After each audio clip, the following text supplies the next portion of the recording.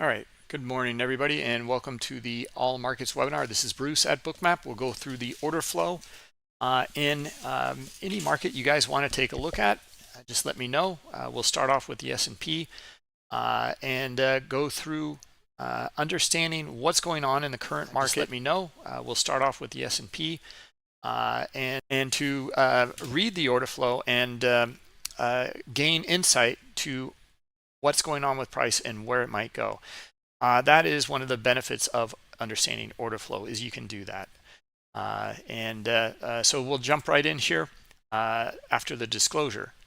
General disclosure: all Bookmap Limited materials, information, and presentations are for educational purposes only and should not be considered specific investment advice nor recommendations. Risk disclosure: trading futures, equities, and digital currencies involves substantial risk of loss and is not suitable for all investors.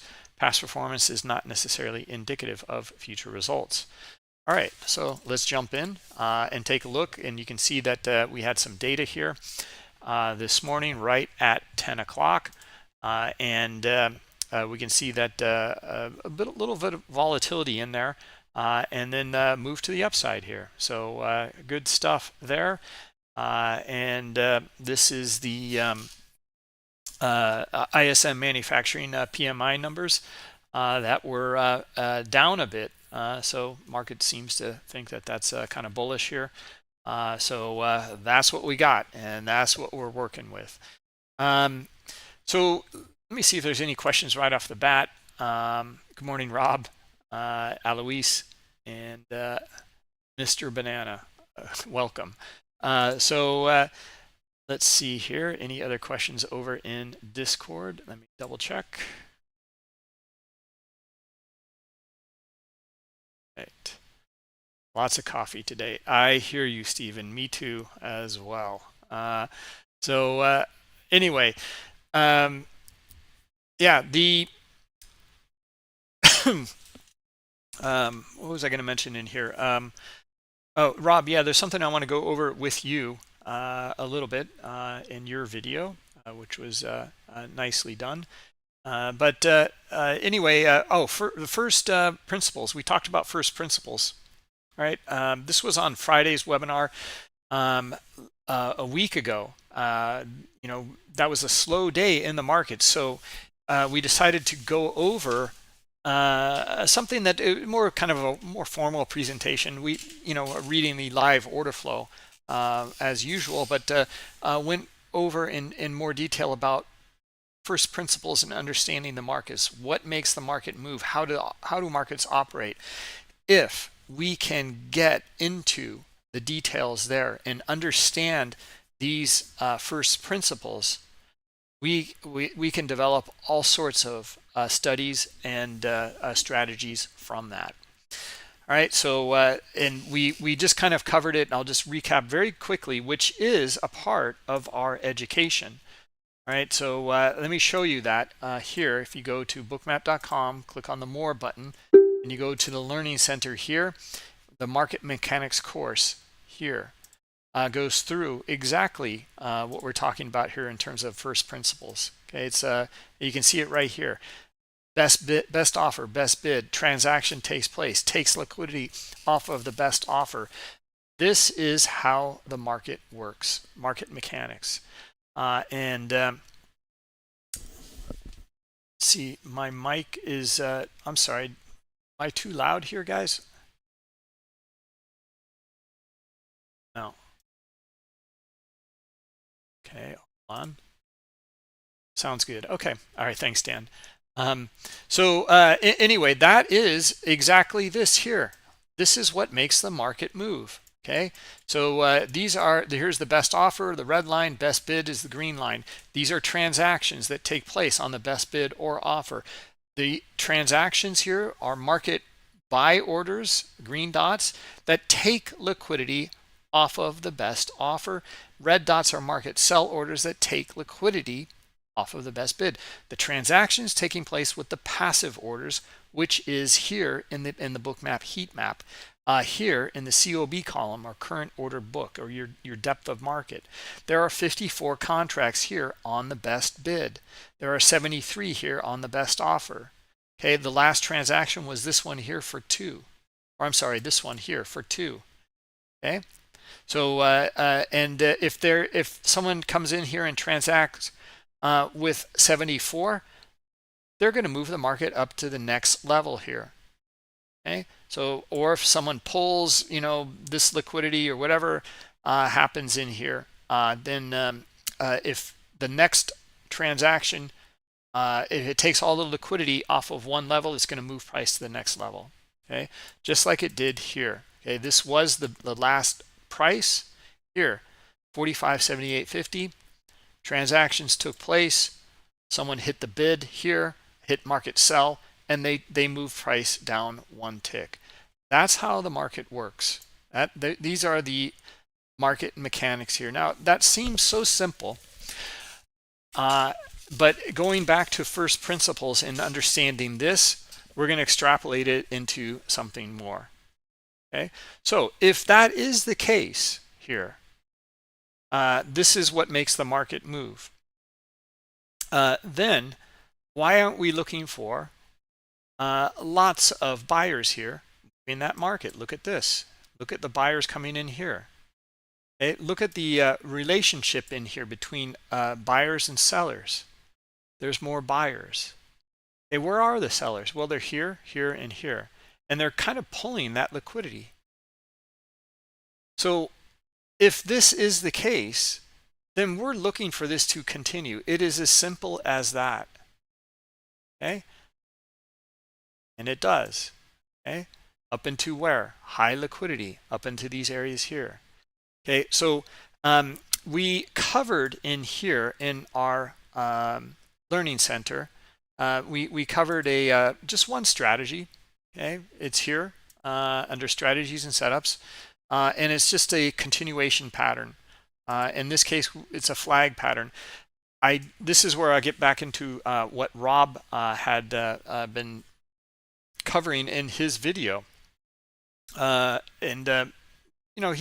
he's part of the Bookmap Academy, and he's creating content for the Bookmap Academy so that he can become a better trader. And there's the whole kind of stratification of the Bookmap Academy, where you work your way up and you can get Bookmap for free. You can also become a coach. You can also become a streamer. Tom B, Doug, Moby, those were all streamers in our academy. So he's working on that as well. So or in that academy process. And what I wanted to cover here about the momentum move that we're just looking at and starting to understand here in the market by first principles is that this flag pattern in here, don't get hung up on the flag pattern naming here. It's about this here, this impulse move, a shallow pullback, meaning that this strong move is kind of just temporarily halted here by the high liquidity on the offer up here. And you don't really get sellers that come in and hit the bid hard. They're not interested in selling. So you just get kind of maybe some selling, some back and forth, selling and buying, or maybe some profit taking. And then you're looking for buyers to come back in again after the market has taken a bit of a pause or a rest. That's what's important. Not calling it a flag pattern, but understanding this momentum and continuation. And we can go over this again and again and again, because this is what we want to glean from the markets. Okay, so this is a strong move. Okay, and now some back and forth in here. Okay, this was after data release, and we see that there are more buyers interested in taking this market higher. Okay, so they're taking the liquidity and they're able to move the market to the next level and the next level, etc. Right? We still see some more buyers coming in here. Right now, what we're still looking for buyers. Buyers are in control in this move. Now, here's where we have a dilemma. Look at this block of liquidity in here at a lower level. So buyers meeting sellers and understanding this context in here. Look how this block of liquidity, we don't find enough buyers any longer, right? This affected the market. Again, this is first principles in here. Well, we're still looking for more buyers in here. It's a stronger move, right? Maybe we had to, sell off a little bit to find more buyers at a lower level, or maybe the sellers are starting to take control of this market after this big block of liquidity. Okay, so now we're starting to see sellers come in, momentum here on the sell side. Okay, right back down to where this event, just about where this event began. And that's pretty heavy selling now. Okay, now it was one of the major effects from that selling was this liquidity here, and we didn't have buyers tangle with it here. Okay, and this was larger player activity, in fact. Okay, and how do we know that? Well, our large lot tracker here, see this 1, 2, 3, this little white line in here is our large lot tracker that can identify larger player activity in here. Okay, this is the them coming in. You can see that look how they came in the market all at the same moment here, and they sold, it looks like, as well. Now we don't know that, but we certainly know that a larger player came in here. Now it was staggered maybe a little bit, but not by much. And look how their order size is about the same across these three price levels as well. Okay, so it's likely one individual actor that is doing that. Okay, and they had an effect on the market. Okay, the market has dropped. Okay, so it's not just about the aggressor. The aggressor is technically the one that can move the market, but this liquidity in here can influence or affect price. That context in here. This is just showing massive supply, and if we don't find buyers that want to trade with them, we're likely going to find sellers, or maybe it just bounces back and forth in here. In this case, we found sellers. Okay, and now look again here, that high liquidity coming in again, and we're still finding sellers. Right, this is what we want to understand in the order flow here, and this is what gives us tremendous insight in Bookmap. Okay, is understanding the context here. Now, the first principles about this in here. Buyers could trade into and through this if they have enough. If there is enough buying interest, they'll trade into all of this liquidity, be able to, and they'll be able to trade through it. As simple as that. It's like this example right here. Okay? There's high liquidity in here. Now they're pulling it, but if doesn't really matter. Just stick with the idea here. High liquidity on the offer. And if there's enough buyers to trade into it and through it, we're going higher. Right. So in this case here, the context was that we didn't even trade into it. We don't even find enough buyers to even tangle with it here. Okay. And then we start to find sellers at the bottom edge here that are willing to take this market lower. Okay. So nice move, actually, all the way back down to the bottom of this swing here from the manufacturing numbers. Okay, so still looking actually for sellers to hit the bid into this liquidity down here. Okay, offer is very strong here.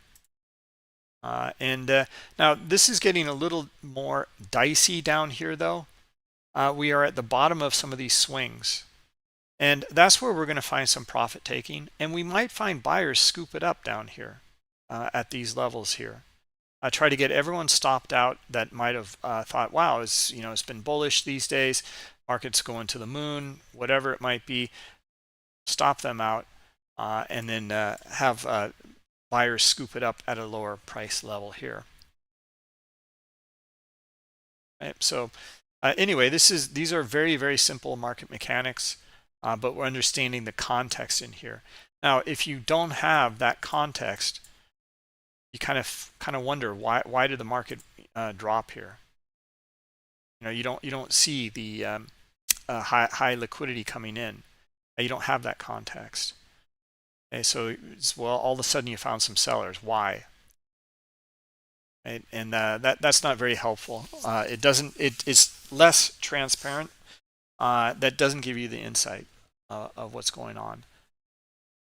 All right. So what about down here? Did we trade into high liquidity in these areas? In these areas here, this is going to help answer a lot of questions.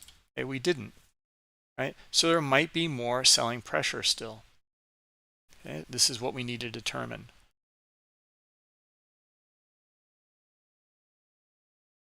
All right. So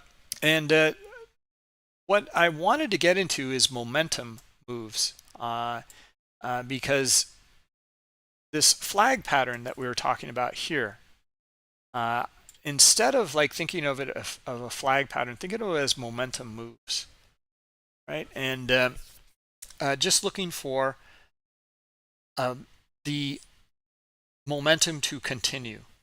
Okay, so for example, here's a little bit of momentum. Okay, and then what about this in here? And let's take a look at the volume in here, and let's look at also the order book and how it might affect that momentum. Okay, well, we see the buyers come in, and look where it went to. It went and traded into high liquidity here. Now we have more momentum. I'm looking for buyers now to take it up. Okay, and you can't even say it fast enough. It's because we're finding these buyers in here. Okay, now they're above that high liquidity in here too. Okay, right here at 72.50. Right, so there's still more buying pressure above that. Great. Looking for it to come to the next swing or the high liquidity on the offer. Okay, so now we had another strong move here, looking again for this continuation move in here, looking for buyers, looking for them to trade up into this high liquidity here. Okay, we are looking for buyers. We're looking for a continuation move here and momentum. Now this does happen to also look like a flag. Okay, and it is. Here's our chop, our back and forth. Here's our impulse move. Here's our kind of slowdown in here. Okay, and then looking for buyers to come back in. Okay? Now we're leaning on, and this is the important factor in here about these momentum moves. We found buyers in here, and they were able to lift this market. Okay? So we're looking for them to come in again and to continue. And we're leaning on all of this previous price action here to see that they are in control moving this market. Okay. Now we don't see them yet. The sellers just came in and slammed it here on the bid. Right. So, but we're looking for it. Now we didn't see it, so we didn't get caught up in this. Okay, but this totally failed in here, and it failed in here by this larger player activity. This here is a book sweep, and it is a larger player hitting the bid hard. And we do see some stops in here that were triggered just here at the very end. So there are people in here that were had a stop loss that was triggered within here. Could have been this price level all the way down to this price level. Whatever it is, they were filled down here, and we can verify that with our stops and icebergs on chart.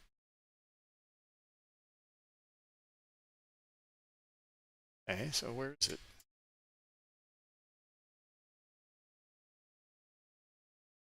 Oh, maybe I don't have stops showing. Hold on.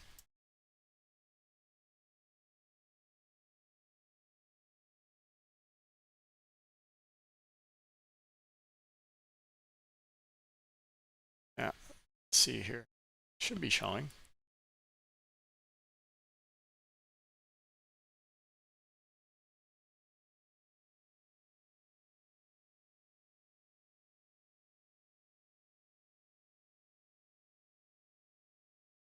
Yeah, hold on a minute here. What did I do? Okay, there are stops here. And we just had a small stop run in here, or rather good one. Showing.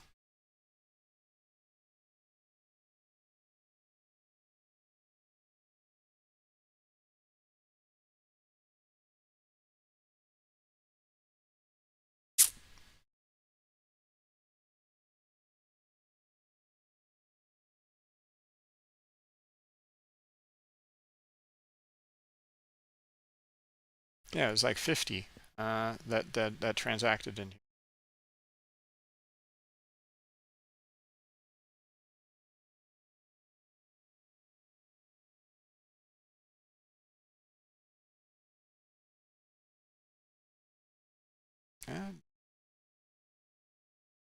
On a minute here.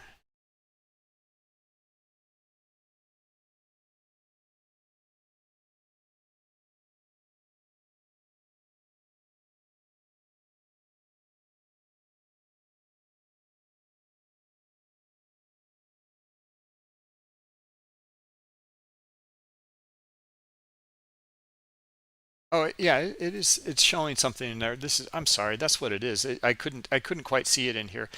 This is grayed out a bit. Um, so the transparency here. So there's 40. There it is. So yeah, I didn't see that there. You can filter out the stops and icebergs that don't meet a certain threshold. So in this case, now we're showing them all. Where you can see actually it's a little grayed out here on the icebergs up here. You can see. So it just that way you don't have to see everything in here, and you can look at the ones that show the most are the ones that really stand out, right? The bigger moves in here. All right. So anyway, yeah. So this one failed in here. We were looking for it. We saw buyers. We're leaning on these buyers here, and someone came in and moved it away very, very quickly, and sold hard. Now let's take a look at this though, and like why we were looking for this move up into here, and we had our reasons for it, and didn't unfold. But we did stay away from it. We're looking for our buyers to curl in up in here, and we did not get that. So if we don't get it, that's not a part of the plan, and we're not looking for it. All right, so more sellers are coming in and moving the market lower, and yeah, looking pretty good actually on the sell side. Let's see if they can continue. We just had a big stop run here. But looking for them to continue here. The momentum now has totally shifted. Look at the bars down here. Look at the dots, and looking for more sellers to hit the bid into this liquidity down here. Okay? Whereas this is what we're leaning on previously. Maybe some stopped or trapped traders in here, buyers coming in, a pullback, and then continuation move. It failed, and we're getting a continuation move to the downside here. In fact, this is what we were competing against. In fact, you could look at like this as being consolidation. This is your impulse move. This is a pullback, and this is continuation of impulse move. Yeah, that's why we always try to look at it. Depends on the time frame, and this is the higher time frame move, okay? Or at least from this point onward, actually, right up here. So right after or right before 10:15, we are still actually bullish. Maybe I shouldn't say that. We are bullish from this point here at 9:30. Okay? There's still more buyers than there are sellers, right? So buyers are still in control of this price action for today. Okay, sellers are coming in though to test that control.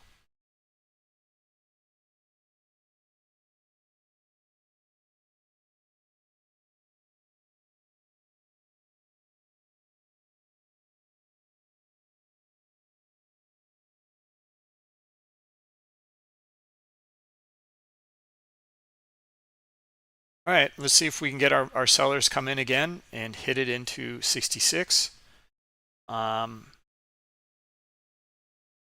potentially below it here. 66 would be the first stop. Second stop would be down here around 64, or maybe low of the day here, 62.5 or so.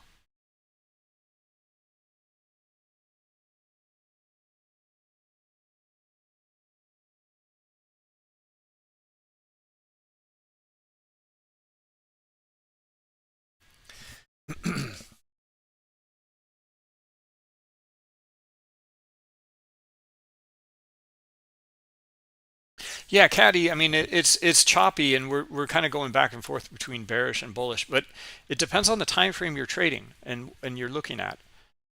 Like in this small time frame right now, we're bearish until we see something different, right? If we're looking at this zoomed in time frame in here, we were bullish, right? Just because of this move in here being kind of an impulse move, some pullback in here, and then looking for a continuation move up into the high liquidity. And we didn't get it. This fundamentally, like it just changed everything basically. In fact, look at all the, not only after this move and this sweep to the downside, look at this high liquidity that comes in and kind of caps it off here at 72. And the reaction to that was not enough buyers into it. Sellers start to come in, and then we see the strong move into 67. Okay, and the high liquidity here. We're still looking for the sellers though to hit the bid here. Okay, now again, that's what we're looking for because of this momentum, right? And we'll read the order flow in here. So this looks pretty good right now for it to continue to the downside. Okay, so we're not looking for buyers to tangle with this here, right? We're leaning on this here for continuation, right? Now we got our move, okay, reduce some risk on that. Our 66 was our first stop. Okay, we're still looking for the continuation move here, but reduce some risk. We don't know. Let's suppose the same thing that happened up here, all right, here. Okay, this book sweep right in here, right? What if that happens on the buy side? Right? This is how to protect ourselves from the risk. Okay, so we don't know. So take some risk off at the high liquidity. This was our first target. And now that was, you know, back in here or someplace. We're looking for that continuation. Okay, and like I said, we're still looking for it, but we don't know. If let's suppose some buyer comes in and sweeps this away, and you see it all the time. They would sweep it probably up above here, and we'd look for a big green dot in here for them to pull that market up. That would be the scenario. Okay, but the more likely scenario here is we'll continue to the downside, and we're looking for that. Right now, here's this kind of potential move here. We're still bearish until we see something else. Okay, see the buyers come in now. Okay, so this is now it's looking like, you know, we'll get this kind of sweep move to the upside. Now it's not out of the woods yet. We're still bearish here. Okay, but look at the relative volume in here. And this is rather equal to this. This is not a low volume pullback. So we're looking to see if we can get buyers up here, we can get a move right back up into these areas here, okay, where these sellers came in. This would be the first stop. It would be up here at this 45.70 level. Okay, is this making sense, Caddy? Do you understand?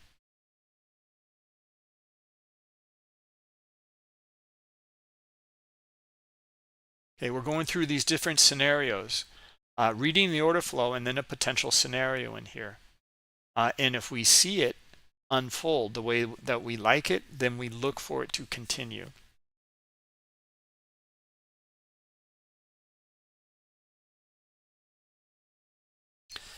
What do these stops mean in here? These are as an order type. Okay. Yeah. So yeah, here come our buyers. Now let's see them lift it here. Okay. Now, like I said, this isn't a whole lot to lean on. Okay, but this is not a low volume pullback. So, you know, we have the potential here for this move up into 70. Okay, now look at that flip of the order book as well. Okay, they were on the offer here, they transacted, now they flip to the bid. And we're finding buyers and they're pulling at 70. Okay, so we're still looking for it to go higher. All right. Okay, again, understanding these market mechanics from the first principle moving forward can be very, very helpful. It allows us to see these potential scenarios unfold. Okay, so this would be our first target, caddy, and we'd still be in this, still looking for it to come maybe back up into 72. Okay, we have a high volume node in here, meaning all of this back and forth in here, maybe it comes to here instead, 71.5. Right, so just looking for that. Now this is a nice little move here. Okay, and look at the order flow again. See how they're pulling on the offer? See how they're adding on the bid in here? Now there's a little bit of space in here now, so sellers can hit the bid to 69.5 or so, but I don't see them yet, so we're still looking for this to float up higher.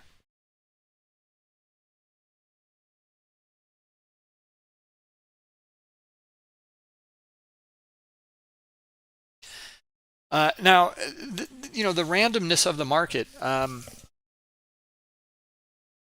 this is how the order flow can be really helpful, is you start to understand this possible scenario in here and shift and change.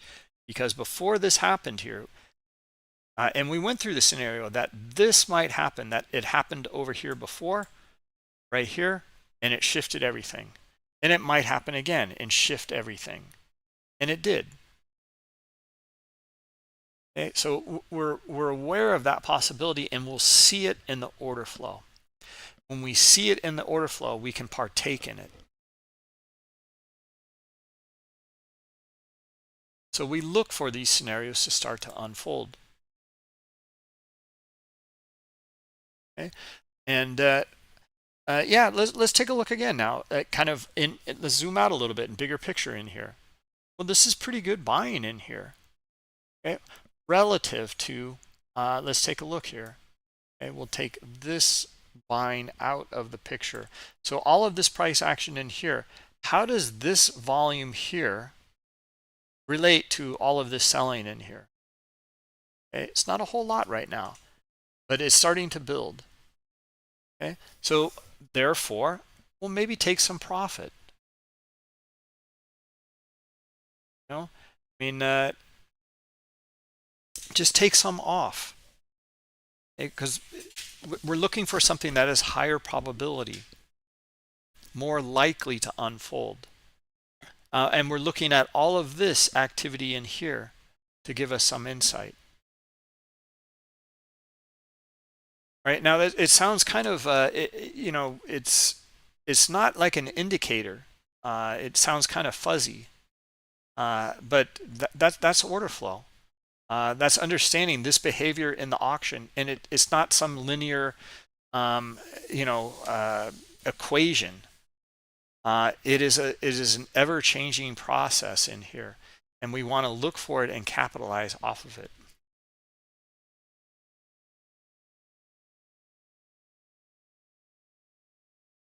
Okay, so again, look at the behavior in here compared to all the behavior in here, and look at the relationship between the transactions, the market structure, and the liquidity. It's these three things over and over again. In fact, that's what makes up all the indicators. If we take a look at cumulative volume delta, it is only showing you the transactions. That's it. There's a lot you can extrapolate from it, but it's only showing you transactions accumulated over time. Right, so this is only one element of the market, and that's not enough to lean on. Right, we want to look at all three elements in here. There's no price structure here. Okay, there's no relationship to that. You have to look at it up here. You have to look at the cumulative volume delta down here. Okay, you have the composite view here in Bookmap. Right, you see the price structure first, okay, and then you see the transactions in that price structure, and then you have also the other side of the trade in the auction process, the order flow. Where are they in the order book? How long have they been in? Do they still stay in here? Do they add in here? These are the questions to answer. It's not an indicator in that sense. It's understanding the auction process.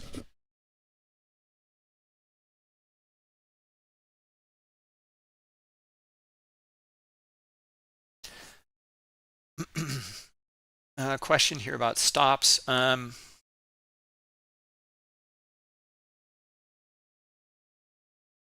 I mean, look, stop run or stop order transaction is only a stop order. That's it. What we want to understand, or we can look for stop runs, like this is a stop run, this is a stop run. We also saw this one over here being a stop run, right? The one that we thought was a flag and it failed. But it just means that many stop orders transacted, and that's all it means. It usually, if it's a stop, many stops in a run like that, it means people are getting stopped out. They are exiting the markets, okay, because they don't have the account size like larger players to be able to leg into position. Right, so we just get stopped out, look for the next opportunity that's high probability, and get in. Okay? Always getting in and getting out. They don't have that opportunity. Okay? They have to get in and get out over time. It takes them a while. It's the bigger ship turning, basically. Whereas like we're like a really small speedboat, able to accelerate, decelerate, turn on a dime.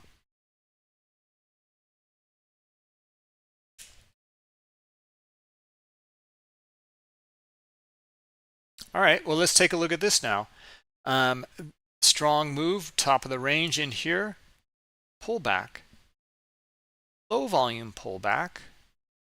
Okay, so far now it's getting a little different. Now, if this was turned into another continuation move?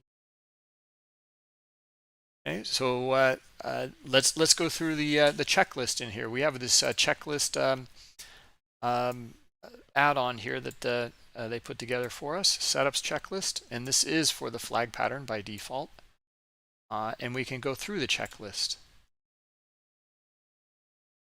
Okay, one at a time in here. Identify trap volume down here. Okay, that means all these sellers down in here are getting the squeeze on the way up. And we can verify that by stop runs as well. Not so many, some.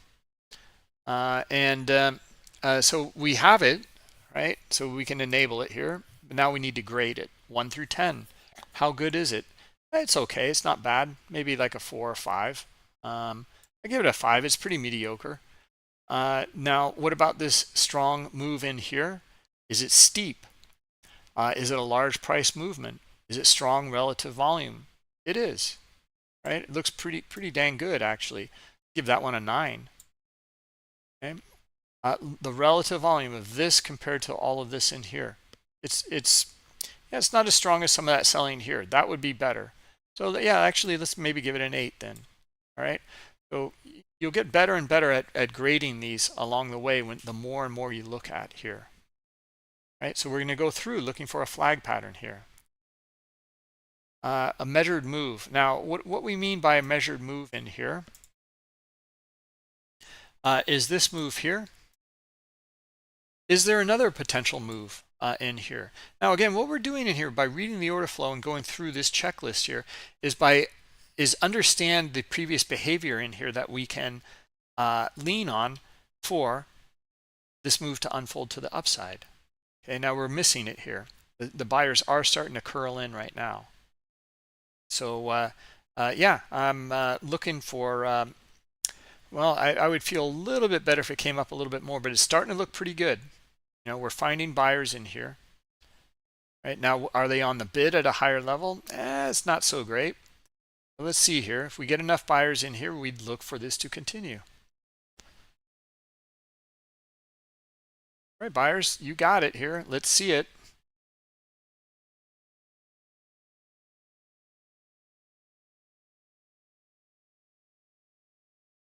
Okay, maybe look for a pullback. Well, we already had a pullback here, actually. Anyway, let me continue on with a measured move in here, and what we're looking for, and trying to understand this move here. Can it be equal to that? And is there a target? Does it target something up here? Absolutely. High liquidity up here at 75 and a half, 75 and 3/4. Okay, here come our buyers. Right, so we've got the measured move. And do we have absorption by high liquidity? Yeah, we have that up in here, and we're looking for it to come up into here. Right, so we've got that. It looks pretty good. Give that like an 8. Okay, what about a minor move? Now I'm going through the process and we're missing it here, but we're looking for getting in maybe around in here or in here. And now that's kind of high in the process here in this move in here, but we want to lean on this behavior in here. Then we're not looking for a pullback. We're looking for a continuation move. Right, and a lot of times you might get in and think, oh, this is a horrible place to get in, but it doesn't even go against you a tick. Okay, you can have a pretty tight stop sometimes on that. If it doesn't work out, you can always get back in on another. And what about a minor pullback on low volume and on bidding liquidity up in here? There's a little bit of bidding liquidity in here. It's not a whole lot. Okay, now what about it being a minor pullback? Okay, that's not the case here. Okay, this is more than 50% of the move. Okay, so what does that mean then? Well, maybe we're just looking for a move then, and you can consider taking some profit up here at 74, right? And then maybe holding for a bigger move up in the 75 or 76 level here. Okay, why is that? Because this is a strong move, but the pullback also was pretty strong. It was more than 50% of the impulse move here, and that's not good. If it stopped here and we saw the buyers start to curl back in over here, it'd be a lot better. Okay, but it came back down another full point, point and a half or so. Okay, so therefore maybe we're not looking for the measured move. It is less likely here. Therefore, consider taking profit at the top of the range here, right? This is the way to look at this and understand the order flow in here for a more probable event to unfold for you. So we do have a pullback. It's not really minor. We're going to grade it, and the low volume, I don't know. It's not so good. Maybe a 3. Okay, entry after absorption or exhaustion. Well, we don't really have any of that in here. We really didn't get that in here. So we'll give that like a 0, basically, right? What about and that's for looking to enter in here. We see some bidding liquidity up in here, but that's it. Okay, we don't see any transaction take place. We don't see exhaustion. We're trying to understand the players at this level in here, right? And it is better if we can see that they're on the bid in here and they get absorbed, or they absorb that selling pressure, and we see buyers come in. All right. So we're looking for something very specific. And we really don't have that here. So we're going to give it a 0. What about the next move? Okay, is it strong? Strong price move? Is it steep? Does it have strong relative volume in here? Let's grade it. It's not so strong. This isn't so strong in here. Okay, this is starting to pick up. It's looking better here, but this isn't what we're looking for. We're looking for the strong move consistently all the way through this move here. Okay. That's after entry though, right? We don't know that we're looking for that to unfold. It has not unfolded yet. Okay, where are we targeting? Well, we know our target. It's up here in our measured move. Okay, we do have that.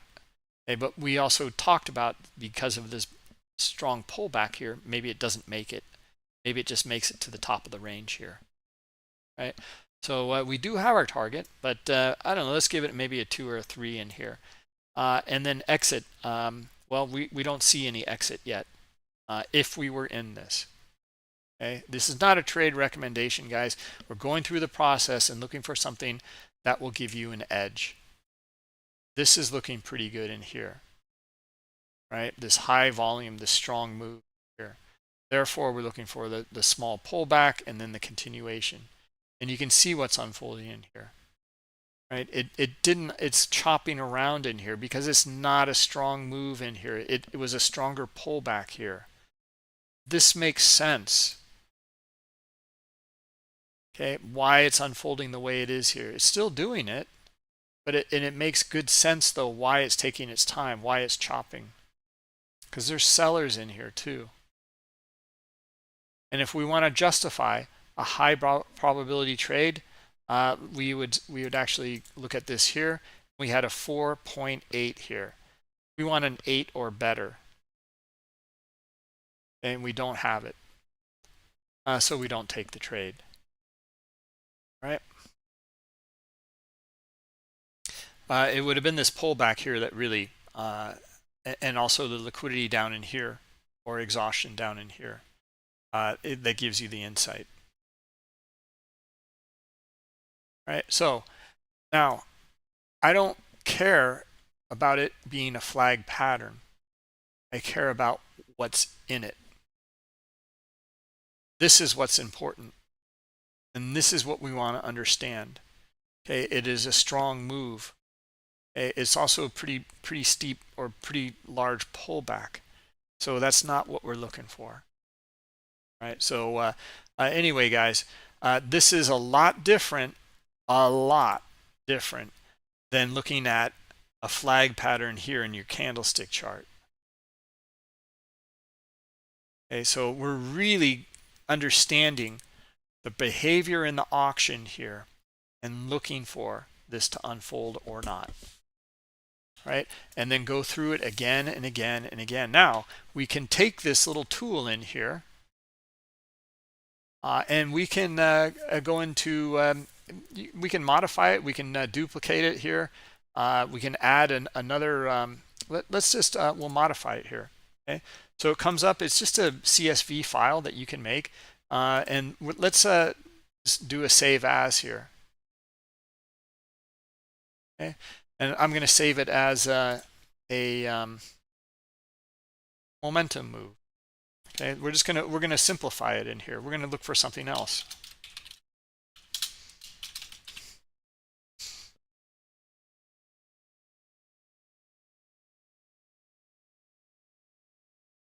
All right, and we're just going to look identify a few of these items in here.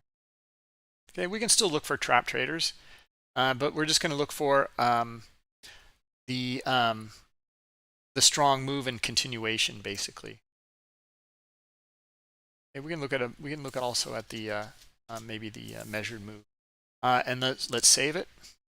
Okay, and then let's import it.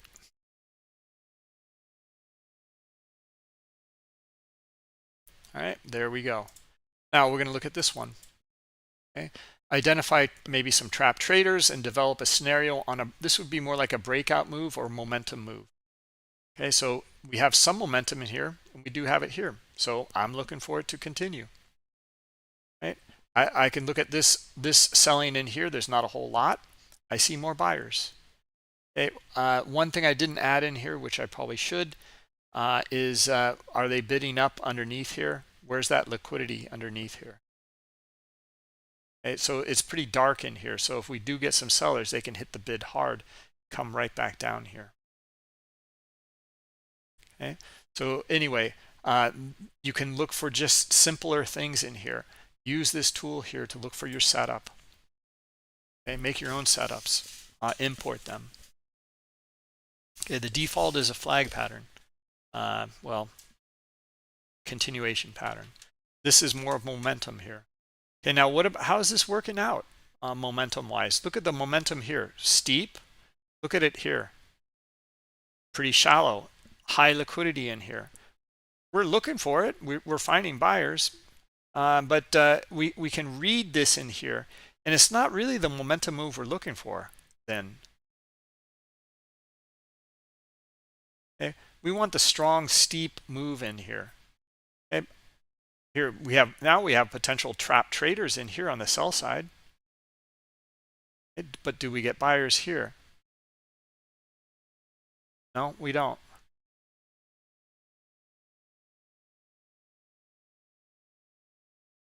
Nice liquidity move here. Look at that. Okay, we're still getting buyers in here. Yeah, I'm still looking. I don't see them bidding here, but I still see buyers in here. So I'm still looking for buyers to try to lift this into here. I don't like it though. It's not very high. It's not very high probability because of this, the way it's doing it in here. Okay, so now we're looking for our buyers up in here, and what happened? We made a lower high, and look at the buyers up here. Mediocre. Watch this. Sellers come down to the swing here, or maybe this swing down here.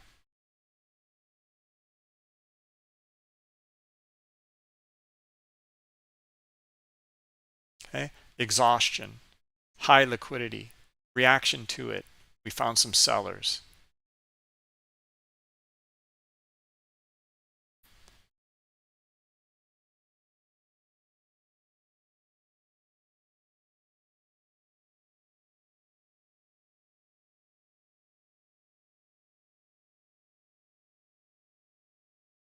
Bit of a pullback again, lower high, no buyers, looking for sellers again, looking for continuation now.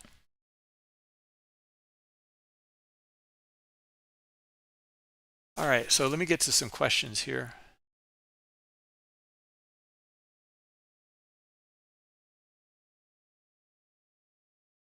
Well, yeah, I mean, we don't know if they're getting stopped out, facts of life, or we just know that it is a stop transaction. Okay, and typically a stop run is many of those cobbled together, and that's what a stop run is. A sweep of the order book might occur by a larger player selling, or it could be stop runs cascading, or stop orders cascading.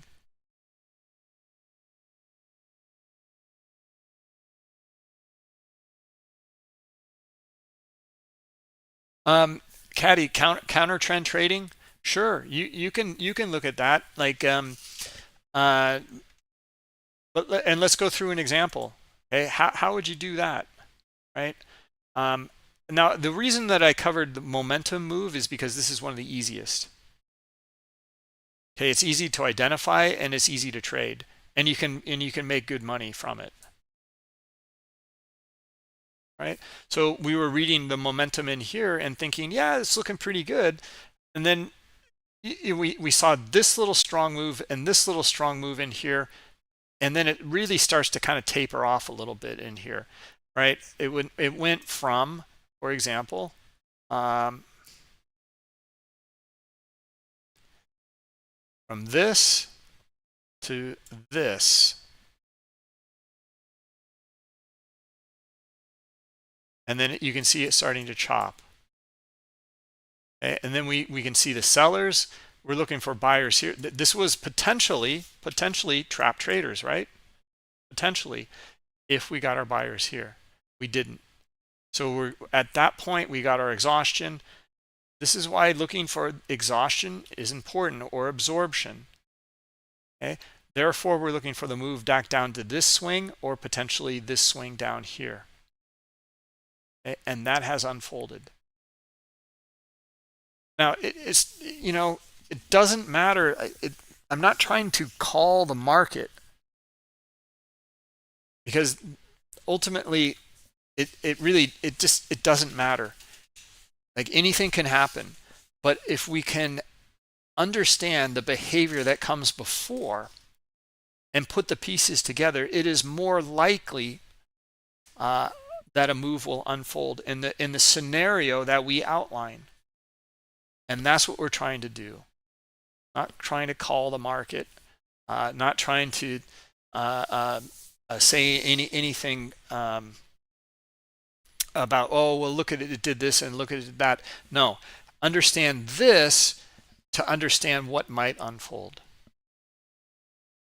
Okay, and that will give you an edge, and that's what order flow can do. Okay, so now look at this here.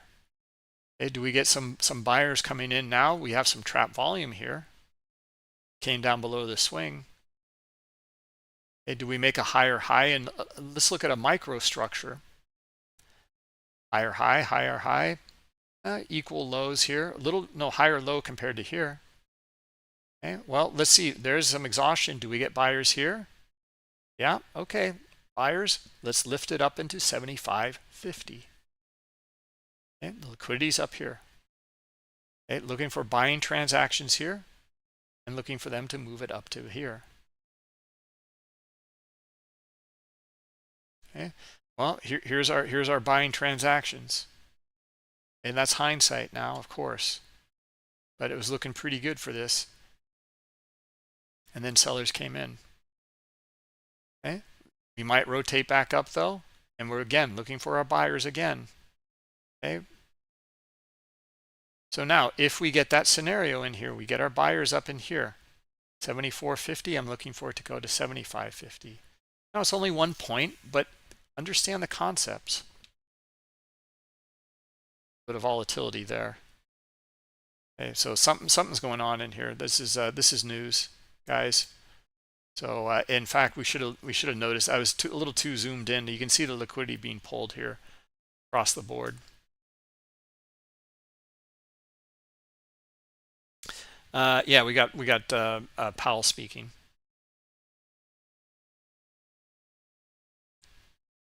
Also at 2 p.m. today.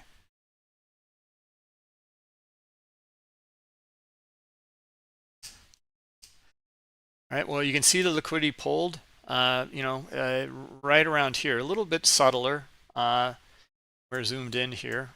Didn't really notice that too much. Yeah, this was a little hard to notice here at this zoom level.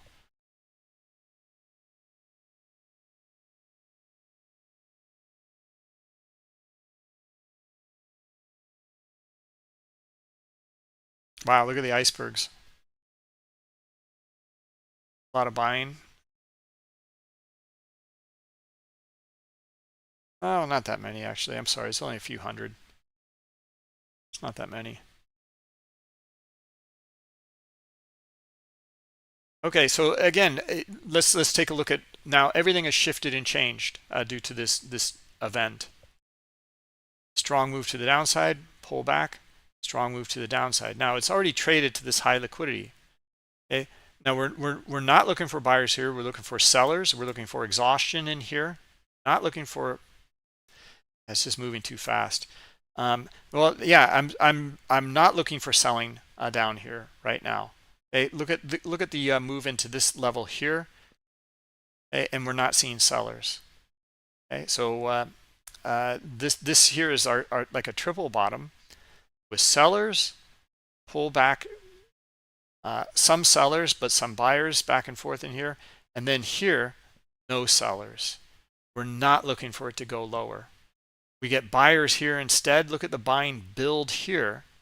Move 1, pull back, 2, back up into the, well, I would look for it just up into here, to be honest. It looks like we got more momentum than that. So we're looking for now up in here, 75, 76. This liquidity that's been in this book waiting to sell here. And I think we've got enough buying pressure now to do it.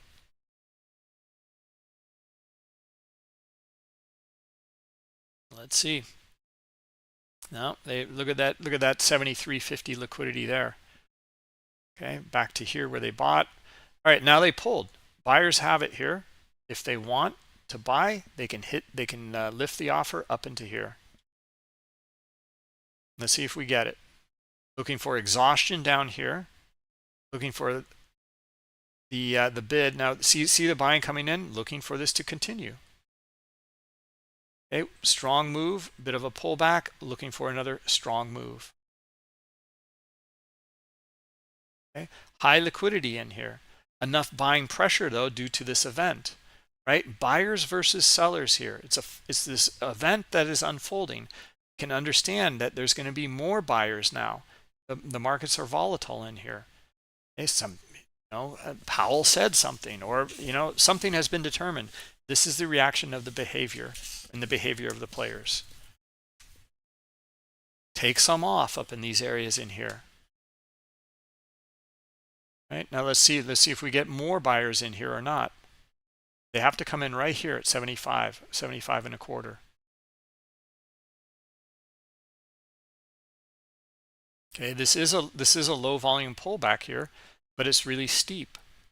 Okay, it's come all the way back. It's retraced all the way back here. Okay, so we need to see a lot of buying coming in here. It's not bad. Not enough though. And I don't see a strong bid. I would look for it still to come up here, but I don't think it's worth putting risk on. And again, none of these are trade recommendations. Again, we're just reading the behavior in here. And because we're not seeing all the pieces that we want, and we're not looking for it.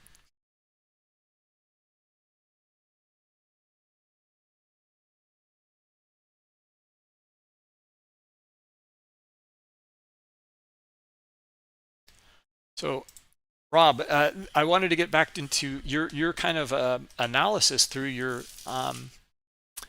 video that you talked about. Well, you do many of these, and it was really good. It was really good, Rob. I really commend you. You're listening. You identified these elements in here. My only feedback was that not to look for it in naming the pattern so much. Forget about the name. Just look for the behavior. And that's what matters in here. That's what counts. Okay, really looking into that. It's like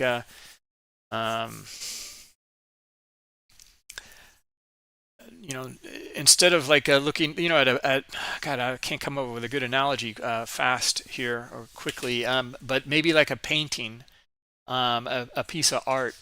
Titling it has tremendous impact on the painting, okay? But you're not looking at the title.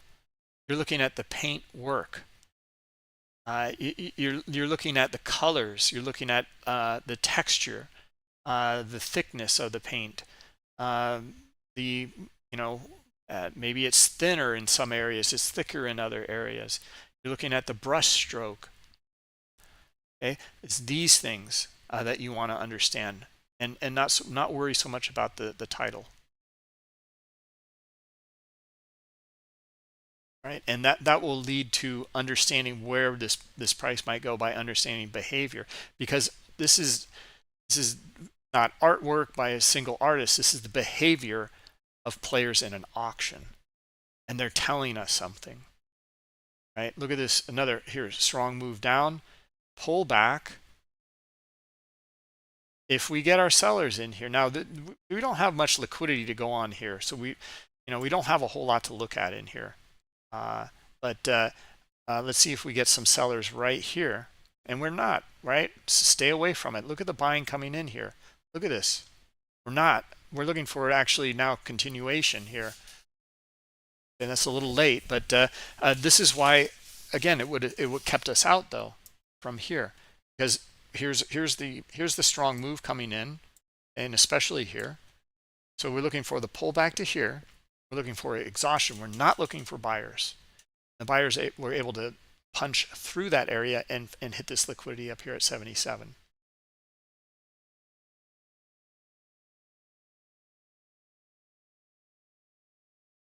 That's not it could be Rob, like a Nixon algo in here that you're talking about. It doesn't have that kind of look to it though. To me, it just looks like high liquidity pulled and added at a lower level. It's definitely, I would imagine that this is part of the game though, of this algo, to try to show more supply in here, not really necessarily looking for getting filled. Okay, now look at this. Buyers, where's that liquidity? Buyers can take this now. Now it's a thin market up here, and there's not a whole lot transacting up here. Strong move, pull back. Do we get buyers in here? Let's look at our bigger picture. Yeah. All right, buyers now. We have buying, buying, buying, looking for more, and looking for 80, 83. Looking at a measured move in here as well. So pull back. Let's duplicate this move. What we're talking about is understanding momentum here.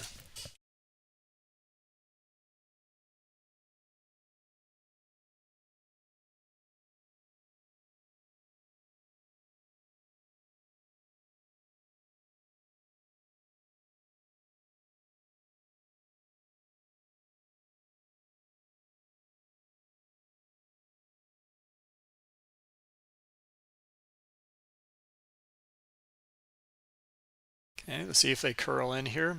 Yep, there they are. All right, buyers, let's see. And for a 80, 82 area, more or less. 80 liquidity looks pretty good there.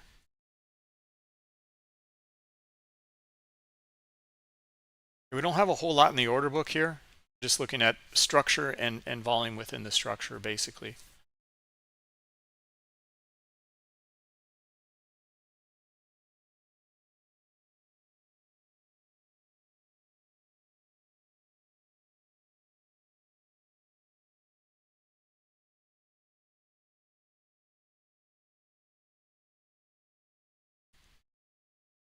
So, Caddy, you were talking about counter trend trades, etc. Yeah, I maybe we'll cover that another time. But you know, we're looking for these continuation moves, and here's what we've been covering. So we'll just stay on that. But just you can think about it the opposite way. If you're not getting any information in here for a continuation move, then that's telling you something too. Right, so here's our 80 move. Now it had to do another pullback in here. It didn't happen here or here. Kind of pulled back a few times, but it did it. And look at higher lows in here, and it did it. And we're still looking for it to continue. Right? Again, and then we didn't even have much in the order book in here. We did have, the best thing we had in the order book was this 80 liquidity level here. And then you can also see some up here at 82-ish, 82 to 83. There's some up here at 85 as well. Right? So, you know, maybe we'll see price go and visit that area. That'll be highs of the day here for the cash session. But is there enough buying pressure to break the high? Yeah, there is. So let's see if they do it. We're looking for it.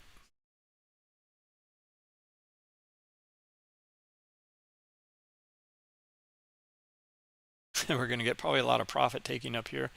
And then we'll probably get a pullback here. But I mean, there's lots of buying pressure in here, and this is after, you know, a news event.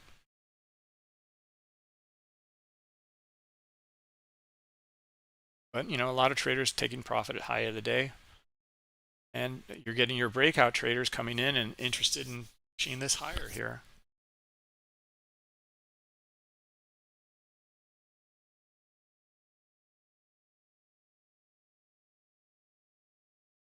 Yeah, Alois Powell is speaking. Yeah, yeah. So I did not see that at 11 o'clock too. Like usually there's nothing going on at 11, except for maybe speakers. So didn't see that pulled liquidity. Pullback target, like just, you know, better than halfway. I'm not a fib trader whatsoever. I really don't like them. I think they're misleading. But yeah, and I know. And then in 3 hours, Alois, yeah, exactly at 2. So we're gonna have kind of a wild day, I imagine. But the question here about pullbacks is a whole nother topic. on these strong moves. You can look at these little pockets in here of where the market kind of paused here, it paused in here, it broke out, right? You can look for the moves to pull back into these little areas. It's how the market works, and it makes sense. These are where the buyers came in and moved it. This is where it retested, didn't find sellers to take it lower, finding buyers to take it higher, going off of this foundation of strong move in here. Okay, the pullback could have been deeper. It could have come here, and it still would have been good. Still would have been good. It would have been like half a pullback here. Back into this little pocket right here, this little jag lower. You'll see it again and again and again. Like here, look at bounce off of here, first one. Okay, look at the move down into here, bounce off of there. Okay. Now it finally did pull back to here, right? That little area. Now, look at those areas though, but look at the order book. We want to see liquidity in those areas. That really helps. And that matches that. Okay, we know that there are buyers interested at those little areas.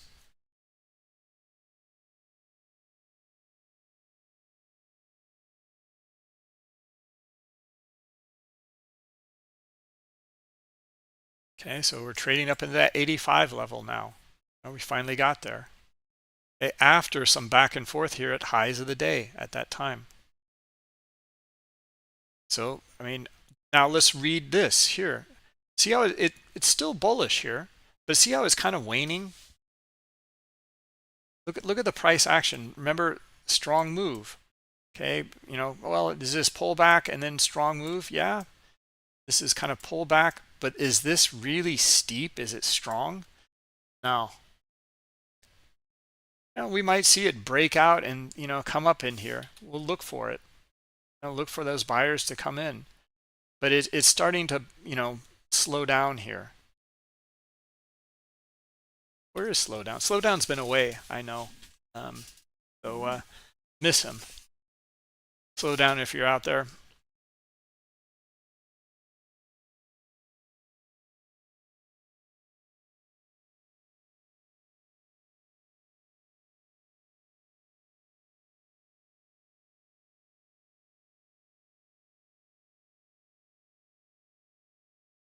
Yeah, now see, I mean, we don't know what's going to happen here. It could be all of a sudden we get massive buying and it streams right up into not only 45.90 but like 4600.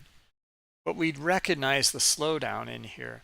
We recognize also high liquidity filled here. Bit of a breakout here, but it, we see here's some more supply coming in the order book here, and the reaction was sellers. Here again, more coming in, looking for sellers, hit into this 81.25 level here. All right, look at this supply coming in. Okay, now what's the reaction? Buyers or sellers? There's some selling. All right, sellers, let's see you take it down to this 81.25. See the exhaustion?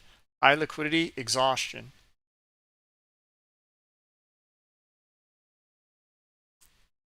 Wow, okay. Well, we had a bit of a pullback again, but it kind of exhausted out. And then this player came in, and we don't know when or if this is going to happen, but they just swept the order book here. And they went right through that 81.25. Cut through like a hot knife through butter here. Look at that move. Here's our stop run. Anyone, now this is, what do you call this? An atomic event, basically. What happened here was the book sweep. Okay, seller either dumping. Well, the seller is dumping. They're selling. Someone big is selling. And we know that because only 40 were stops in here, but there's a lot more that traded in here than 40. So it has to be a larger player that's coming in here and just hitting the market sell button. They swept the order book. After this event unfolded, the best bid and offer updated.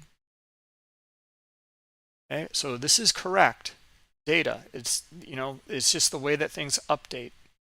And we're looking at, some millisecond levels in here, but we can go down into, nanosecond resolution if you want. It doesn't matter. What we want to understand is that there's a larger player dumping like that in here. All right, and this time we weren't fooled by it. We noted that this is a more kind of shallow move here. It's not the steep move. We noted that is high liquidity getting filled on the way up, and we noted that some selling started to come in here. And then it was this in here that really helped. It was like this liquidity here, finding sellers, this liquidity here, and then we noted the exhaustion a few times here, here, and here. Comes back up one more time, and then someone just dumped and hit market sell. All right, so, but that moved the market away, right? And now look at the effect that that move has had on the market so far. We're not making this stuff up. Okay? We have not found buyers that want to trade above that area. Not enough buying pressure. Now we might get it. We just don't see it.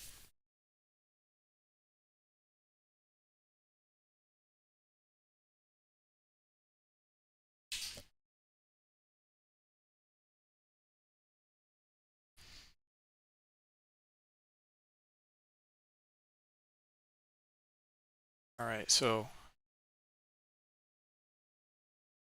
anyway, guys, we started off talking about first principles and what moves the market, and then looking for extrapolating that into bigger moves, understanding the momentum moves in here.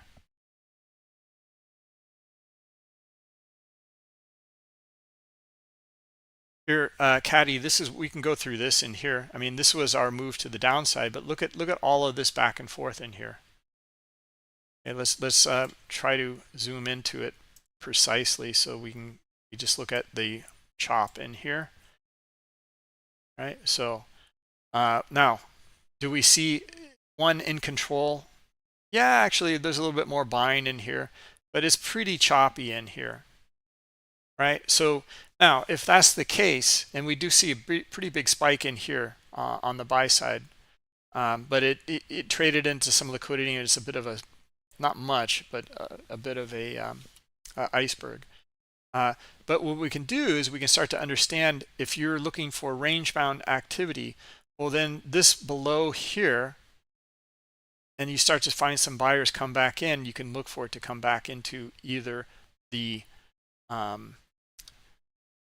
well, yeah, this is not a good trade then. But the high volume node, which you'd hope is maybe here, middle of this range, or to the top of the range here, back to 82, because this is chopping here. We don't have someone in control in here. So look for a little bit of a move below, a bit of a stop run like this. Buyers come in and they'll move it back in, right? In this case, that didn't unfold, right? So sellers came in instead and continue to move it lower. But this is one we don't know who's in control. You can look for these things.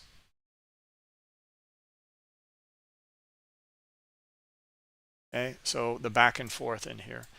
And yeah, I mean, this kind of exemplifies it in here, that it's just less probable. We don't have as high probability on that. We know who's in control. That's why momentum moves are easier.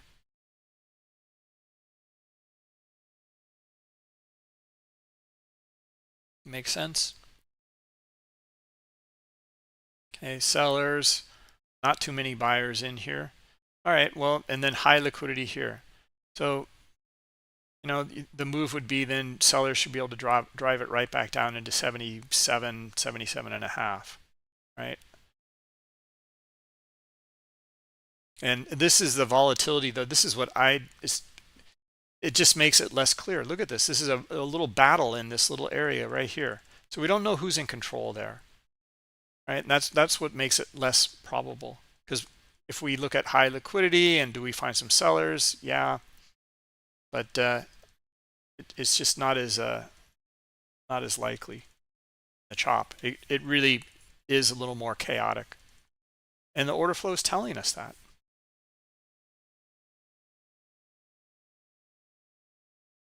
Okay, sellers starting to take control in this market now, in this time frame at least. Okay, sellers back and forth, sellers. So we get enough in here again, we should get a, or we'd look for the drop into 76.75.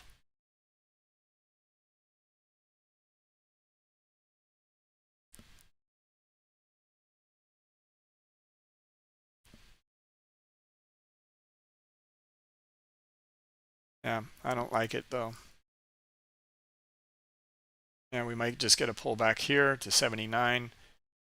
Yeah, here we go.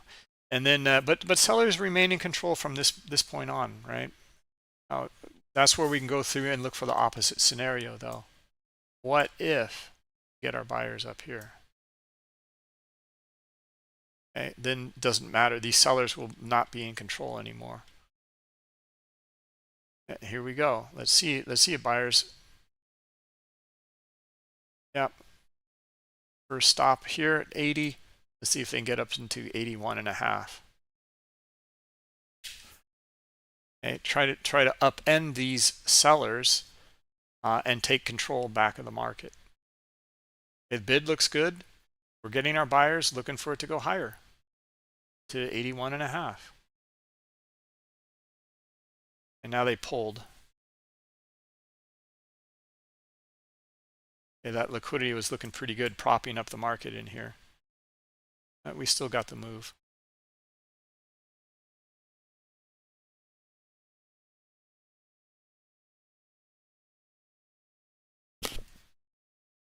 All right, well, Caddy, was that helpful for you?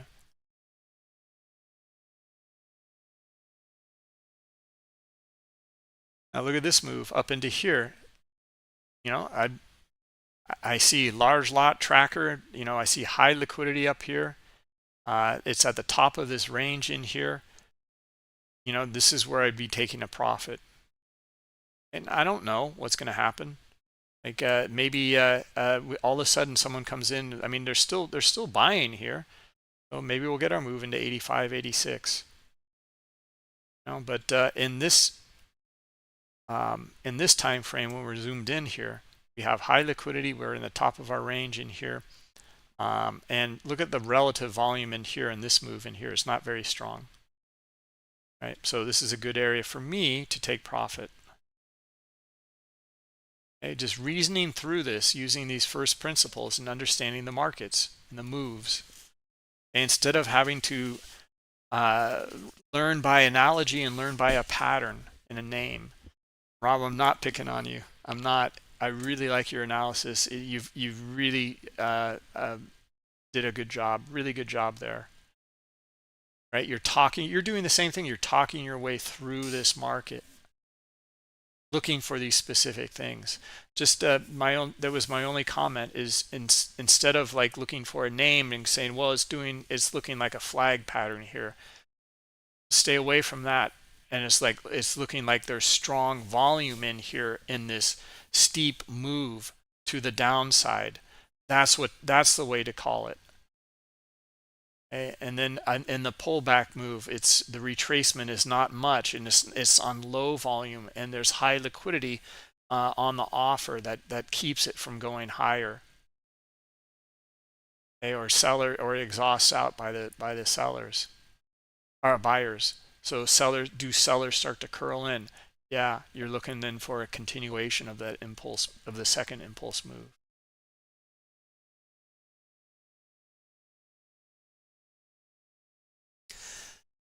Let's see here.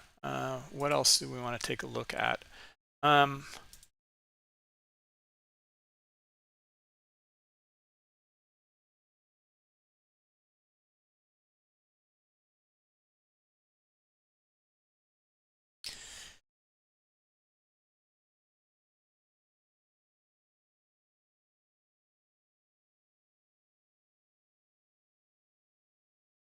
Opportunities.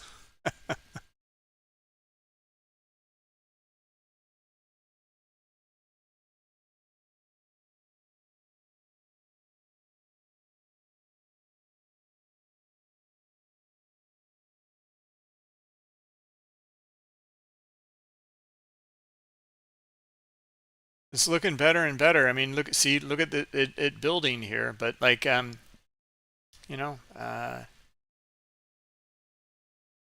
retest back up here again.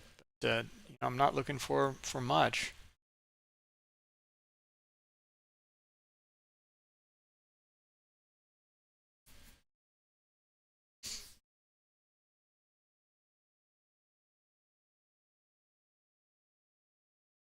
Guys, I wanted to mention. Crash F16. Congratulations, he won the blue jacket for the month, and we're going to do an event with Crash next Thursday. Okay, so as you guys know, he's been using Market Pulse a lot. And I want to dive into that, and we have a few extra minutes actually. Tom is off today, so I think maybe I'll stick with it here for a few more minutes at least, and start to go through some of the Market Pulse tools in here. There's a lot to glean from these Market Pulse tools. Now, the reason that we just covered momentum in here today, that's what we wanted. I wanted to go through, and I wanted to start with first principles and understanding what makes the market move, and then what makes it move more.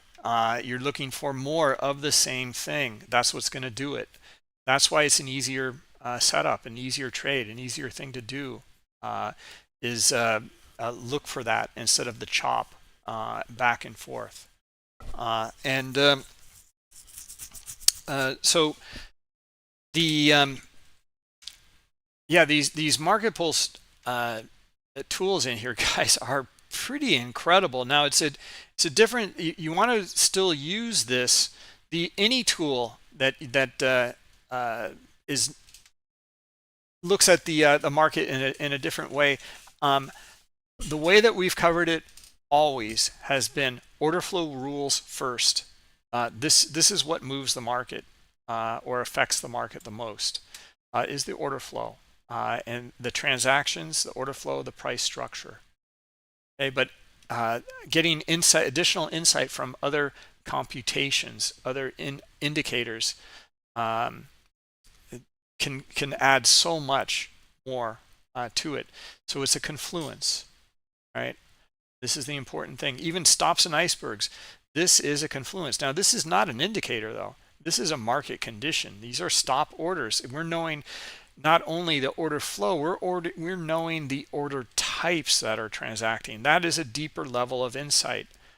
The specific order types, iceberg orders hidden from us in the order book that are transacting, stop orders that are transacting. Okay, that's a subset of all of the order flow, though. It's important to bear that in mind.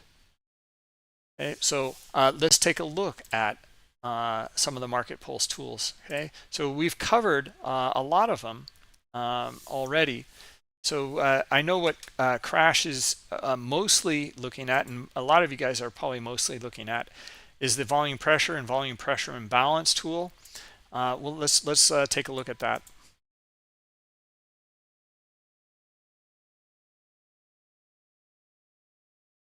Yeah, Rob, you're on your way, man. Like, just keep going. Make it more and more objective. Explain what you're seeing. And then once you start to do that, like, because we get the question, like our last Bookmap Academy meeting, we got the question about, well, how do you know if this is a strong momentum move? Like, how do I grade it in here? Well, you'll get good at grading it. You'll get good at understanding what you're looking for exactly. After you go through a bunch of these in here, you'll be able to understand, yeah, it's more like a 7 or an 8 that I'm looking for, or whatever it is. And that's how. Now you're becoming an expert. So that's why I wanted to just go through strong moves. Understand the strong moves. Like, this has the potential here for a strong move. Where would it go? Likely to here. Likely. Why? Because this is where they sold. This is where there's high liquidity here. So you can just ride it up to it, right? And we just talked about it, and it was here. right? So no, okay, I know it's like a, 1.5 or 2 or whatever. That doesn't matter. You start to understand these moves in here, and it opens up everything. Everything. If you zoom out on a higher time frame and understand that this might be, these sellers might be trapped in here. If you get enough buyers in here, look out, look for it to trade to another whole range up in here. Anyway, guys, let me jump back in here to the market pulse tool. Okay, so volume pressure imbalance, such an easy one to look at in here. Okay, so for example, just starting to hear it on the buy side. Now, the way that this is, we've seen this work, and what's so great about this tool is the volume pressure.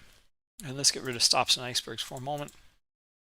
The volume pressure, when you start to see it go above this threshold of 70%, right? So the setting in here, 70% is the threshold.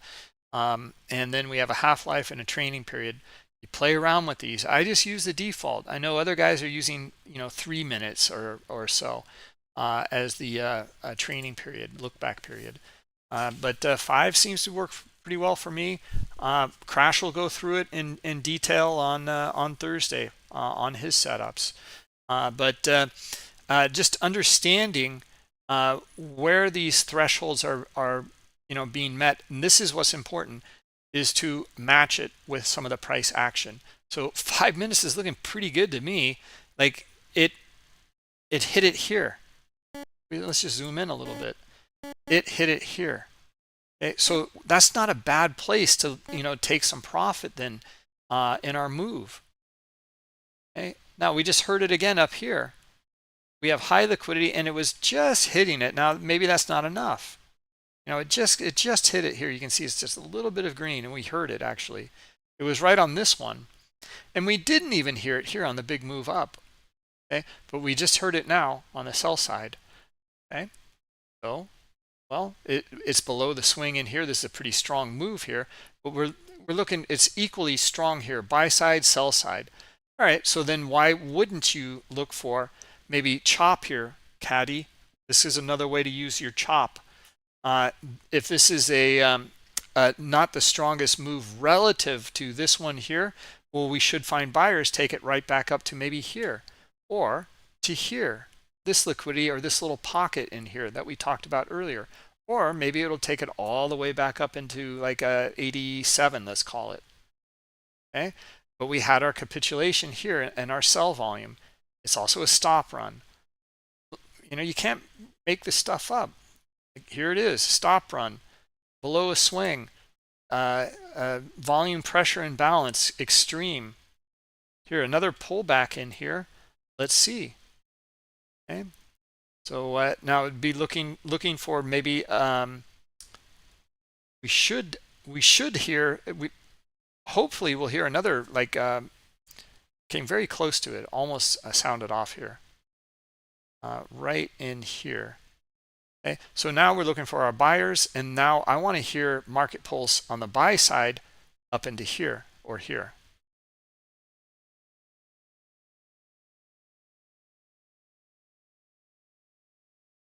And let's look for it. Look for it here.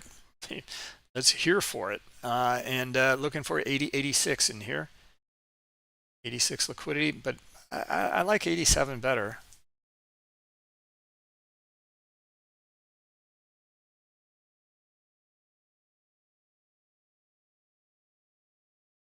All right, so anyway, this is one way to go through and look at your setups in volume pressure imbalance. And now you didn't hear anything in here, so you still be in this basically. Again, this is not a strategy. This is understanding, again, order flow and then using this tool together. But you can so easily back test this. It's fantastic. And then match it up. If you don't see it, play around with the settings, try to match it up. Look for that capitulation, your stop run into high liquidity at the end of a range or at a structural area, and then look for the sellers to come back in and take it the other way.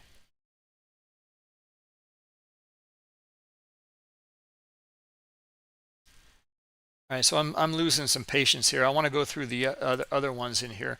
Another one we looked at was, it's been renamed in here, and it is now called not Trader Map Pro. Hold on.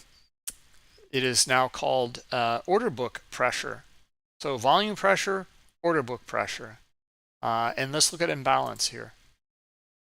And we'll click play. And actually, we're going to add volume pressure imbalance for the ES in here as well. We're going to look at two of them together. And let's bring down this volume.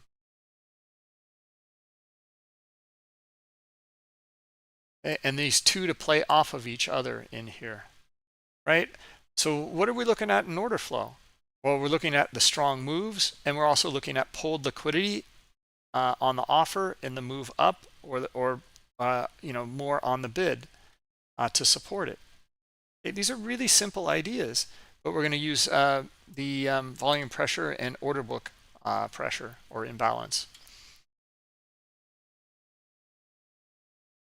Okay, basically the same things in here, but just using this indicator. So hold on a minute. Let me go to the settings. I want to look at the delta percentage. Now, guys, there's I didn't know about this until last week. You can change the colors in here. We have both lines in here. Right, so the way if you want to change the color of the lines, let's suppose we want to look at order book pressure. It will hover over it, and note that it says like which one you hover over. It'll tell you with this little tooltip over here. Okay, so this is the order book pressure. Let's right click on it, and we'll go to colors here. This is where you can change the colors. This is the only way you can change the colors. Okay, you can't change it any other way. You got to right click on the line down here. And then let's look for the line here to be yellow. Let's say OK. Then let's look at the green color in here on the bid side. Let's change it. Let's make it blue. And then on the extreme on the red side, okay, let's change it, and we'll look at. Let's look at pink, dark pink or something like that, magenta. Okay, so now we can see, well, we had order book imbalance down in here, and we also had volume pressure imbalance. That was the low. Okay, that's kind of an odd one, actually. You were looking for, boy, okay, there's our buyers coming in, right? We didn't get any other reading in here. Just now we got the volume pressure imbalance on the buy side, and that is to our move now. Okay, and if that's what you're looking for, then you would take profit. Okay, very simply. Okay, now that's just by looking at these things in here with order book and pressure. Now, it would be better to ask yourself a question up here. Take some off, sure, absolutely, because it's starting to chop back and forth. But look at this volume in here. It's pretty strong. Okay, so we might get a continuation move then. Okay, this is like an impulse move in here now. Okay, and a breakout. Okay, so we know that there's high volume coming in. We're waiting to hear the market pulse.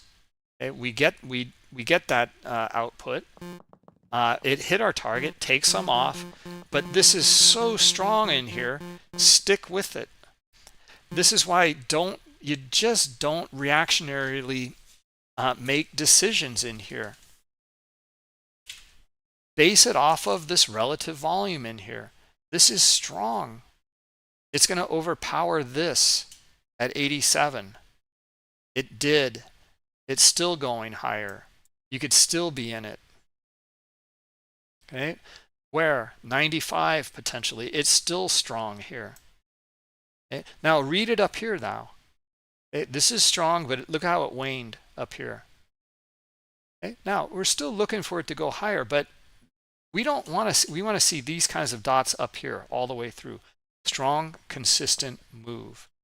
Okay. Now what happened here is we had a book sweep above that level and strong volume. Okay, that's what happened here. Okay? Instead of like it had to sweep back up above it, and then we got a strong move. Right, but we didn't have strong volume up here. The auction wasn't so strong. Therefore, we would look for some sellers to take it back into kind of a mean reversion, and that would likely be somewhere around in here. Okay, which kind of did that, where it kind of broke out. Now the pullback into test that strong move, and then someone just swept the order book above that level. It's at a new price level now, completely. Right, so this has been broken. Now the level is this. Okay, so looking for pullbacks into there.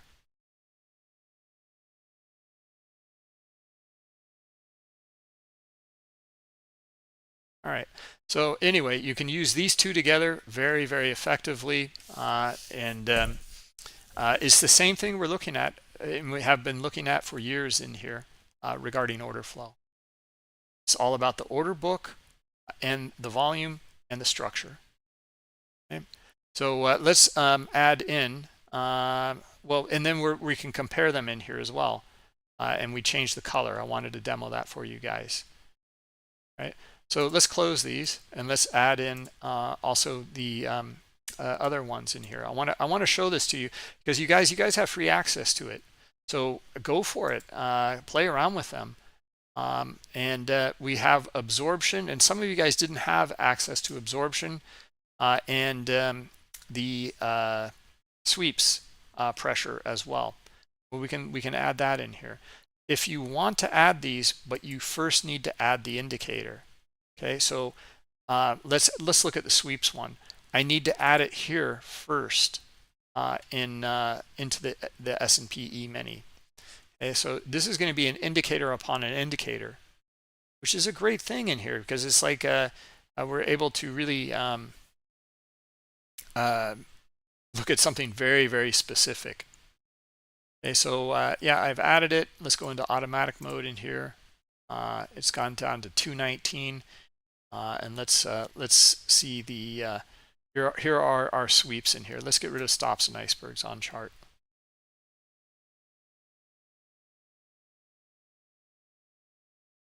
All right, so we have sweeps, okay, to the upside here, book sweeps, and this indicator can show that. Now, what we want to look at is the not just where these sweeps are occurring, which is giving us really good information here, to be honest. Now we can also add this to Market Pulse. This is fantastic. So let's look at sweeps, pressure, and balance, and we'll click play.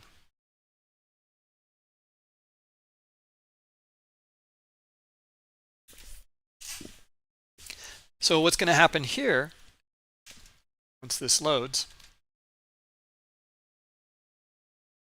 You're having issue with it, Stephen?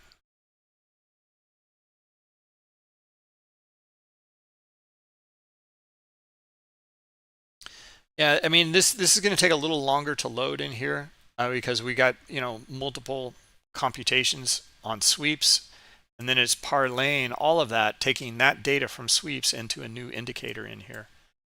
And look at the sweeps. This is great. So, and this makes total sense. This is how this indicator works, which is really interesting. And it's giving us good information. It is actually telling us when these sweeps are occurring. Market Pulse is sounding off as well. Pretty much right on target. Okay, so if a sweep unfolded, we're going to hear it now in Market Pulse. So how can we use that? Well, again, strong moves and looking for a capitulation at a certain point, or there's only so much volume pressure the market can handle at once, and it's got to take a break, a pullback, and that's it. Stephen, try downloading it again. Remove it. So go up here, go to Market Pulse, remove it, and then download it again. Go into you're part of the academy, so you can go into the Discord room. Here, let me show you. Okay, go into the Discord room, and then we have the special room up here. Okay, Bookmap Academy, and under Education Library here. Go here, and then it's right here. Right, so you can see that checklist, setups checklist is here, and then also the Market Pulse add-on is here. Right, so you can download them both in here. So download it here, and then that's that. It's the beta version. It'll work, and this is exactly what I did. You may need to restart your Bookmap.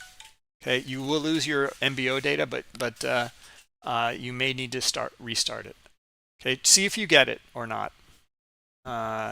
And see if it works for you. Okay, the new beta version will work. You also need to update. All you need to do is come into your add-ons manager here, and make sure that you install any updated available for install here. To update for your sweeps and absorption indicators. Make sure you do that. Okay, but you can do that through this add-ons manager. It's all in here. All right. Anyway, guys, we're not getting any readings or outputs on it right now, but pretty nicely nailed it. And then we look for like pullbacks. There we go again. There, now we're hearing it. Okay, huge book sweep, huge. Okay, and another one. All right, so now exhaustion. Let's see if we get sellers, and we're not looking for much. This is your counter trend trade basically. Or what you can look for is a pullback and then a continuation move. But after this kind of big sweep, you can look for your pullback, your retracement. Okay, maybe up to 50%, maybe more, maybe to the other side of the range. Okay, this is some pretty strong moves in here though, so I would not be shorting this. I would not be looking for pullbacks in here. Right, they just swept it above all of this price action yet again. Buyers in control above all these areas in here. It puts the pressure on everybody behind here, behind it, right? So they become the buyers up in here. Anyway, for you guys that want to kind of understand this indicator in here a little bit better, what exactly it is doing, it's loading here. There we go. See how this kind of curved and pulled back on all of these in here, and also this one here. It curves. It comes back to really close to the zero line. That's how the indicator works. If there are no other inputs in here, it will this half-life period at 10 seconds. Every 10 seconds, it continues to pull back to zero, and that's what you can see it here visually. Okay, these nice curved pullbacks in here. Okay, because we're not getting too many outputs. So 10 seconds goes by, it comes back halfway. Another 10 seconds goes by, it goes back another halfway. It never will reach zero. It's always going halfway to zero. Right? So that's the half-life period, and it's just nicely visualized there. So play around with that one. That we had to sweep here actually to the downside. It just should have shown up in here. Maybe it just touched it in here. Well, I'm sorry. No, it doesn't have to. It doesn't have to. We got a sweep in here, but we don't have something even close to 70%. Yeah. Okay, absorption does the same thing. Let's add the absorption indicator in here. Play around with these things, guys. Have some fun with it. You have free access. Someone like Crash, he totally integrated it within his way of trading.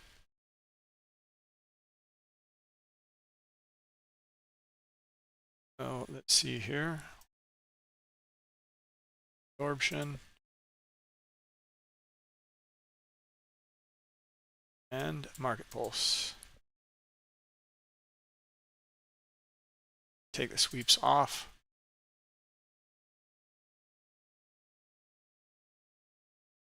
All right. Now, see, Stephen, this is probably what it is too. See how it says here that this algorithm is connected to the sweeps indicator. However, you have either not selected an instrument or the sweeps indicator switched off on this instrument. Okay, that's why you get the warning here. So you have to have it applied to the ES in this example, or whatever market you're looking at. Now note, you can click on here, you can add it to multiple in here as well. Not just the ES, you can add it to all, but you need to add the sweeps indicator to all as well. Right? That's how it works. Now we don't have sweeps, but we have absorption. So let's look at absorption and see now I don't have that warning. I can press play. All right, and now I'm looking at where these absorption areas of absorption have taken place, or where a lot has transacted very, very quickly is what it's showing me. Okay, it actually kind of looks like the sweeps, but it's only for one price level where a tremendous amount has traded very, very quickly. Only at one price level though. Okay, so clearly, here we see the downside. Well, we don't even need in this case, the absorption indicator. We know that there's high liquidity in here. Okay, so a lot's going to transact very quickly in there. Boy, I mean, this is actually looking just like the sweeps indicator, but this is the way it works. It's only one price level, and there's just many that traded in here at one price level. Okay, so we're getting a reading here on the absorption pressure imbalance as well. All right, so anyway, so we got a ton in here, and let's see if we can get well, we know that who's in control of this move, right? Buyers are. Okay, so we had tons of absorption up here. We had a huge pullback though. It came back almost 100%. The swing, where the buyers came in, it came all the way back.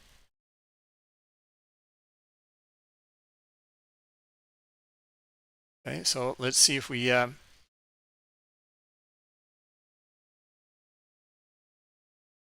what we can look for in here with the absorption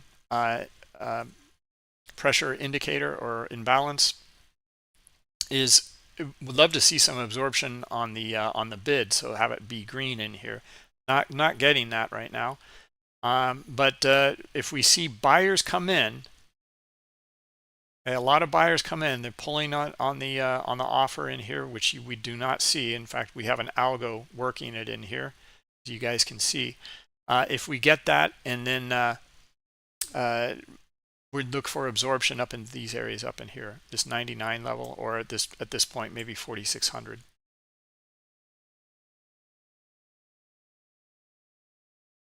See how, look at this algo is working it, like kind of pulling away here, kind of skewing the auction here. Trying to show that hey, buy me, I'm pulling away from it.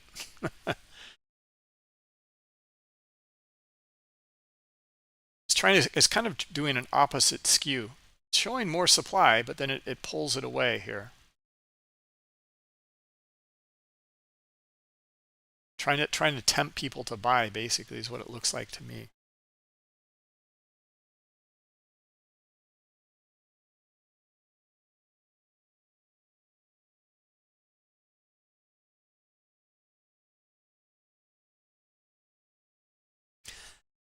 All right, so yeah, not seeing much right now. It's and we've been going almost 2 hours now, but I did want to, we had some extra time and I didn't want to since Tom usually goes at 11:30, I didn't want to eat into his time. I mean, we always try to stop at 11:30.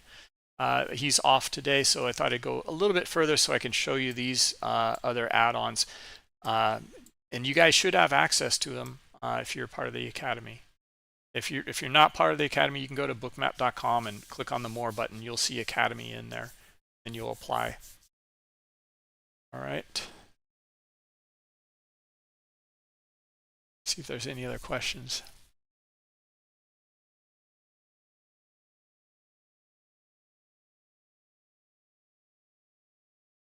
Yeah, it's a little late, Jay. I think I'm going to hold off on the Aussie dollar.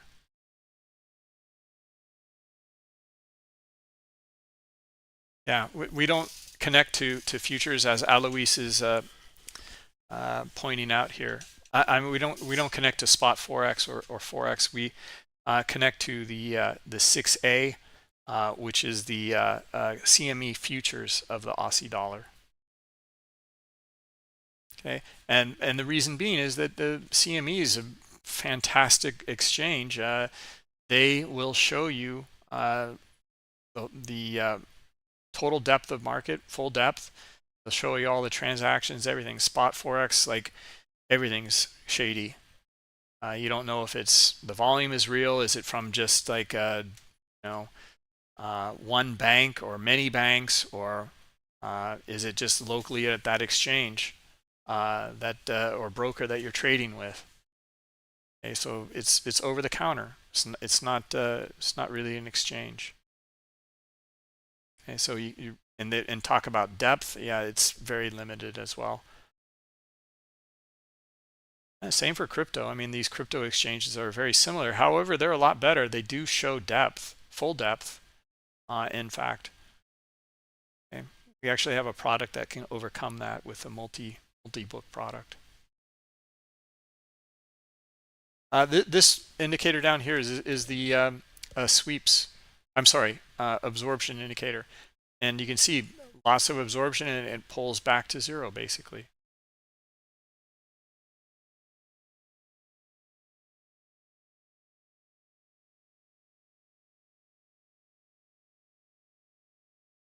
All right, so now look at this move here. Okay, to this is where the buyers came in.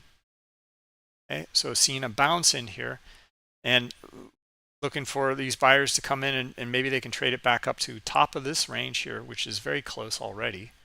But maybe they can break out. Maybe they can get up into the 4,600 here. Okay, so now again, watch this. We may see this behavior in here. We've seen it now a bunch of times. Is someone, a larger player, coming in up here and sweeping the order book above here on large volume. Okay, and if they do that, then we'll get something like that.